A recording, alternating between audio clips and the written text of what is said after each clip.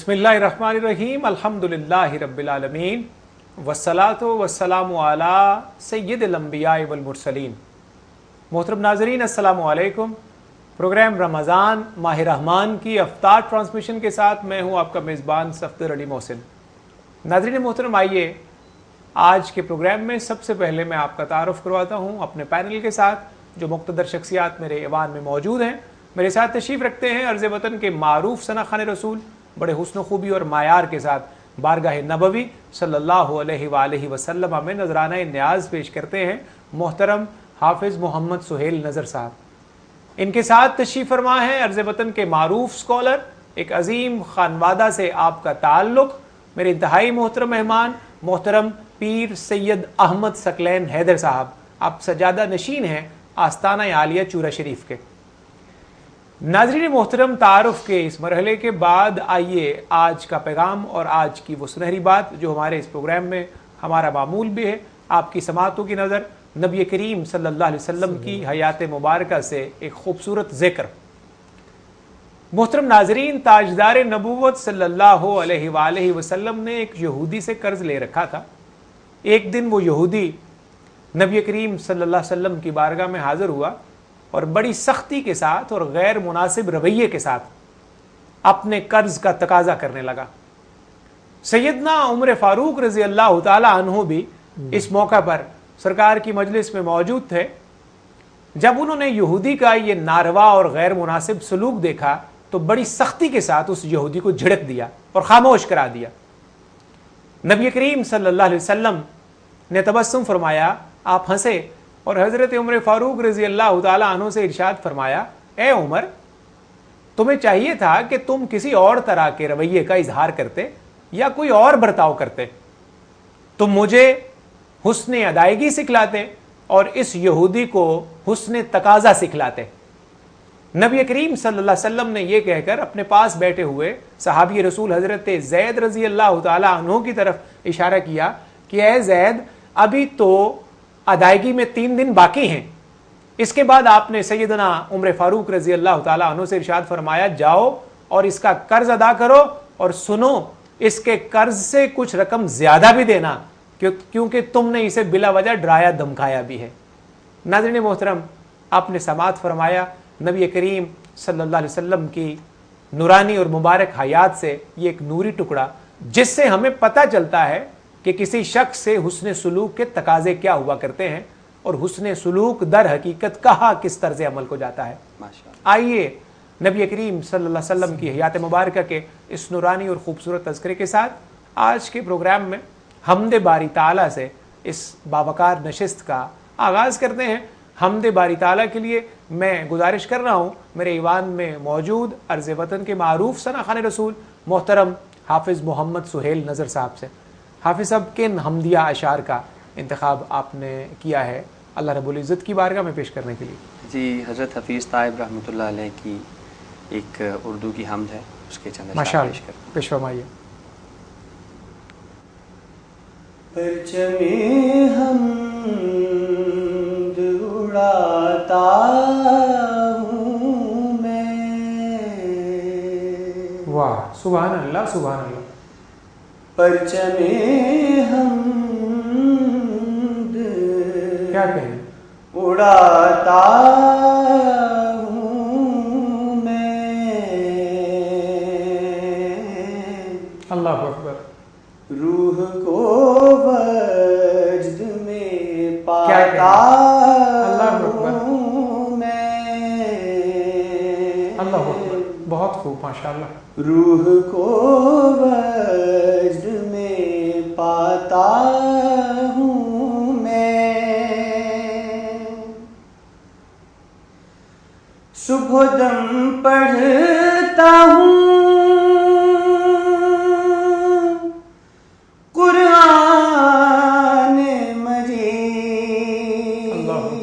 सुभान अल्लाह सुभान अल्लाह। सुबह दम पढ़ता हूँ कुरान मजीद। गीत खल्लाक के गाता क्या बात है। کیا کہنے، خوب ہے ماشاءاللہ. گیت خلاق کے گاتا ہوں میں. ماشاءاللہ. یہ قرآن کی بات ہو رہی ہے. کیا بات ہے، سبحان اللہ. اس کی آیات سے کرنے لے کر. واہ واہ، سبحان اللہ سبحان اللہ. اس کی آیات سے کرنے لے کر اپنے آفاق سجاتا ہوں میں. کیا خوب عمل ہے، سبحان اللہ سبحان اللہ سبحان اللہ. اپنے آفاق سجاتا ہوں میں. تازہ کاری کا عمل دیکھتا ہوں. واہ واہ، کیا بات ہے، تازہ کاری کا. تازہ کاری کا عمل دیکھتا ہوں. واہ، جس طرف آنکھ اٹھاتا کیا کہتے ہیں، سبحان اللہ انشاءاللہ، جزاکم اللہ. جس طرف آنکھ اٹھاتا ہوں میں. کیا کہتے ہیں، سبحان اللہ ماشاءاللہ. محترم ناظرین، بارگاہ ربوبیت میں نذرانہ حمد آپ نے سماعت فرمایا. آئیے اللہ رب العزت کی بارگاہ میں نذرانہ حمد پیش کرنے کے بعد سلسلہ گفتگو کا آغاز کرتے ہیں. میرے ایوان میں تشریف فرما ہے عرض وطن کے معروف سکولر محترم پیر سید احمد ثقلین حیدر صاحب. شاہ صاحب، ایک معاشرتی ایشو کی طرف ہی میں آپ کی توجہ دلاتے ہوئے اسی سے ایک سوال آپ سے عرض کرنا چاہوں گا. نمود و نمائش، ریاکاری، تصنع اور بناوٹ گناہ کے ساتھ ساتھ بہت بڑی معاشرتی بیماریاں بھی ہیں. ان سے کیا تباکن اثرات معاشرے پہ مرتب ہوتے ہیں اور ہمیں کس لیے ان چیزوں سے خاص طور پر بچنا چاہیے، اس کے حوالے سے ارشاد فرمائیے گا. اعوذ باللہ من الشیطان الرجیم، بسم اللہ الرحمن الرحیم. دین اسلام ہمیں نمود و نمائش، ریاکاری اور بناوٹ اور دکھلاوے کی اجازت نہیں دیتا. صحیح. اس سے جب ہم ریاکاری کرتے ہیں، بناوٹ کرتے ہیں، جس میں لازم و ملزوم ہے دولت کا بے جا اسراف کرتے ہیں. صحیح. تو اس میں وہ لوگ جو معاشی حوالے سے پیچھے رہ گئے ہیں، ان لوگوں میں احساس کمتری پیدا ہوتا ہے، اور جو انہیں ان کی زندگی کو مشکل کر دیتا ہے. صحیح. اور زندگی کے مراحل بڑے ہی کٹھن ہو جاتے ہیں ان کے لیے. بجائے اس کے کہ ہم اللہ تبارک و تعالیٰ کو اس طرح اس کی راہ میں خرچ کریں کہ ہم دائیں ہاتھ سے دیں تو بائیں ہاتھ کو بھی خبر نہ ہو. اللہ اکبر. اور جن کی ہم مدد کر رہے ہیں، لیکن بدقسمتی سے آج ایسا نہیں ہے. یہ ایک بڑی تلخ حقیقت ہے کہ آج ہم اگر اللہ تبارک و تعالیٰ کی راہ میں بھی کچھ دیتے ہیں تو ہم اس کا ایک چلتا پھرتا اشتہار بن جاتے ہیں. اور اتنی نمود و نمائش اور ریاکاری. اور پھر افسوس کی بات یہ ہے کہ زندگی کا شاید ہی کوئی شعبہ ایسا ہو جو اس سے محفوظ رہ گیا ہو. زندگی کا کوئی بھی شعبہ ریاکاری، بناوٹ، تصنع سے محفوظ نہیں رہا. اور جب ہم اس طرح کے رویے کا اظہار کرتے ہیں تو ہماری عادات دیکھ کر ہماری آنے والی نسل جو ہے وہ بھی آہستہ آہستہ آہستہ آہستہ اسی رنگ میں چلی جاتی ہے. اور پھر سکول میں پڑھنے والے بچے، کالج میں پڑھنے والے طلباء جو ہیں، اور وہ پھر دیگر جتنی بھی درسگاہوں میں یہ آہستہ آہستہ جب وہ اپنے گھر میں اپنے والدین کا یہ رویہ دیکھتے ہیں تصنع کا، بناوٹ کا، تو اس سے وہ بھی پھر اس میں اسی رنگ میں رنگے جاتے ہیں. اور ایک معاشرہ جو ہے پھر اس میں امن کا، خوشحالی کا گہوارہ ہرگز نہیں رہتا. اس میں بے شمار پھر تلخ حقیقتیں ایسی ہیں جو پیدا ہو جاتی ہیں جسے نظر انداز کرنا پھر ممکن نہیں رہتا.